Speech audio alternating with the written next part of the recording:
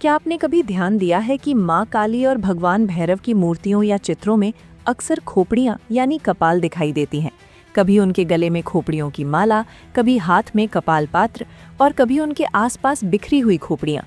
और क्या आपने कभी सोचा है कि आखिर सनातन की इतनी गहरी परंपरा में इस प्रतीक का अर्थ क्या है?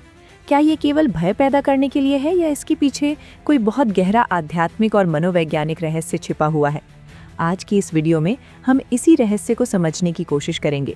माँ काली और भगवान भैरव की उपासना में खोपड़ी यानी कपाल का प्रतीक क्या दर्शाता है, ये हमारे जीवन और हमारी चेतना से कैसे जुड़ा है और क्यों प्राचीन तांत्रिक परंपराओं में इसे इतना शक्तिशाली प्रतीक माना गया है। कल्पना कीजिए कि आप एक प्राचीन मंदिर में खड़े हैं। रात का समय है, चारों ओर दीपक जल रहे हैं और सामने माँ काली की भव्य मूर्ति है। उनके गले में खोपड़ियों की माला, हाथ में कपाल और उनके चेहरे पर वो उग्र लेकिन करुणामयी भाव। पहली नज़र में ये दृश्य कई लोगों को डरावना लग सकता है, लेकिन जब हम इसके गहरे अर्थ को समझते हैं तो पता चलता है कि ये डर नहीं बल्कि जागरण का प्रतीक है। सनातन दर्शन में खोपड़ी या कपाल सबसे पहले हमें मृत्यु की सच्चाई की याद दिलाता है। ये हमें बताता है कि शरीर नश्वर है, रूप बदलता रहता है, लेकिन चेतना का प्रवाह अनंत है। माँ काली को समय और परिवर्तन की देवी कहा जाता है। वो शक्ति है जो जन्म, मृत्यु और पुनर्जन्म के चक्र को नियंत्रित करती है। इसलिए उनके गले में जो खोपड़ियों की माला दिखाई देती है, उसे अक्सर मानव अहंकार और सीमित पहचान के अंत का प्रतीक माना जाता है। कहा जाता है कि हर खोपड़ी एक अक्षर का प्रतिनिधित्व करती है और ये पूरी माला ब्रह्मांड की ध्वनि और चेतना का प्रतीक बन जाती है। जब भक्त माँ काली के इस रूप को देखते हैं तो उन्हें ये याद दिलाया जाता है कि जीवन का सबसे बड़ा भ्रम अहंकार है।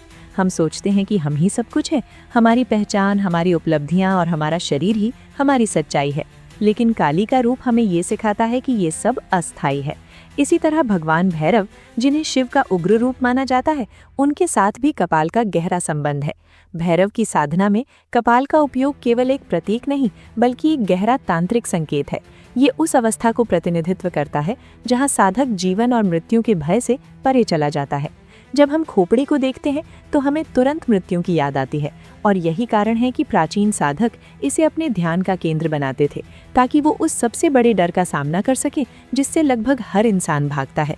यहाँ एक छोटी सी कहानी से इसे समझते हैं। बहुत समय पहले एक युवा साधक था जो आध्यात्मिक मार्ग पर चलना चाहता था, लेकिन उसे मृत्यु का बहुत डर लगता था। वो हमेशा सोचता था कि अगर सब कुछ एक दिन खत्म हो जाना है तो जीवन का अर्थ क्या है। एक दिन वो एक भैरव मंदिर में गया जहाँ एक वृद्ध साधु कपाल के सामने ध्यान कर रहे थे। युवा साधक ने उनसे पूछा, गुरुदेव, आप इस खोपड़ी के सामने ध्यान क्यों करते हैं? क्या ये डरावना नहीं है? साधु मुस्कुराए और बोले, जो चीज़ हमें डराती है वही हमें सच्चाई के सबसे करीब ले जाती है। उन्होंने समझाया कि जब साधक कपाल का सामना करता है तो वो धीरे धीरे ये समझने लगता है कि मृत्यु अंत नहीं बल्कि परिवर्तन है। जैसे ही ये समझ गहरी होती है, जीवन के छोटे छोटे डर खत्म होने लगते हैं। लोग क्या सोचेंगे, असफलता का डर, भविष्य का डर, ये सब धीरे धीरे अपनी शक्ति खो देते हैं। यही कारण है कि भैरव और काली की साधना को अक्सर निर्भीकता का मार्ग कहा जाता है। खोपड़ी का एक और गहरा अर्थ है मन की शून्यता। जब हम एक खोपड़ी को देखते हैं तो उसके अंदर कुछ भी नहीं होता, वो खाली होती है। और ये खालीपन हमें याद दिलाता है कि जब मन विचारों से भरा रहता है तब हम सच्चाई को नहीं देख पाते, लेकिन जब मन शांत और खाली हो जाता है तब चेतना का असली अनुभव संभव है। इसलिए कई तांत्रिक परंपराओं में कपाल को ध्यान के दौरान एक प्रतीक के रूप में रखा जाता था ताकि साधक को ये याद रहे कि अंतिम लक्ष्य मन की शून्यता और जागरूकता है। माँ काली की खोपड़ियों की माला को एक और दृष्टिकोण से भी समझा जाता है। ये समय के प्रवाह का प्रतीक है। हर खोपड़ी एक बीते हुए क्षण की तरह है और पूरी माला हमें ये याद दिलाती है कि समय लगातार आगे बढ़ रहा है। यही कारण है कि काली को महाकाली भी कहा जाता है। वो समय से भी परे की शक्ति है।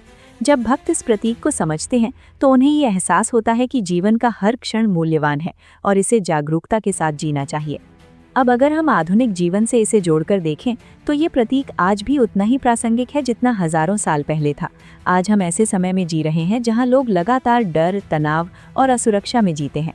कभी भविष्य की चिंता, कभी असफलता का डर, कभी समाज की अपेक्षाएं।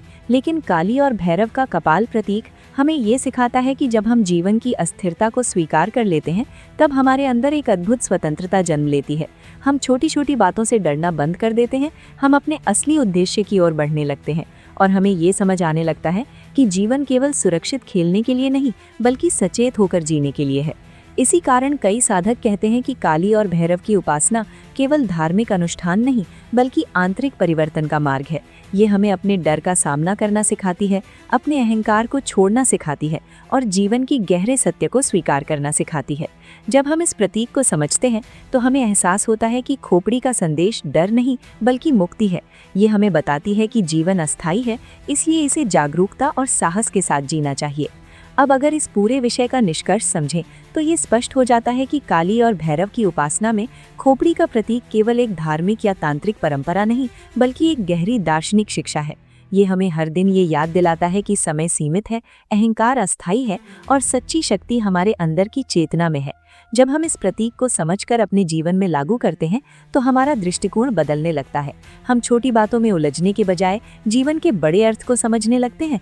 हम अपने डर को पहचान कर उसे पार करने की कोशिश करते हैं और धीरे धीरे हमारे अंदर एक ऐसी शांति और निर्भीकता पैदा होती है जो किसी भी बाहरी परिस्थिति से प्रभावित नहीं होती।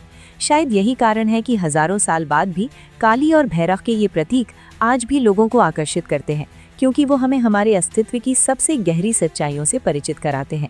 अगर ये ज्ञान आपको रोचक लगा, अगर इस वीडियो ने आपको काली और भैरव की उपासना को एक नए दृष्टिकोण से देखने के लिए प्रेरित किया, तो इस वीडियो को लाइक करें, इसे अपने दोस्तों और परिवार के साथ शेयर करें और चैनल को सब्सक्राइब करना बिल्कुल न भूलें, क्योंकि यहाँ हम सनातन परंपरा के ऐसे ही गहरे और रहस्यमय प्रतीकों को सरल भाषा में समझते हैं। और हो सकता है अगली वीडियो में हम एक ऐसा रहस्य साझा करें जो आपकी आध्यात्मिक समझ को पूरी तरह बदल दे।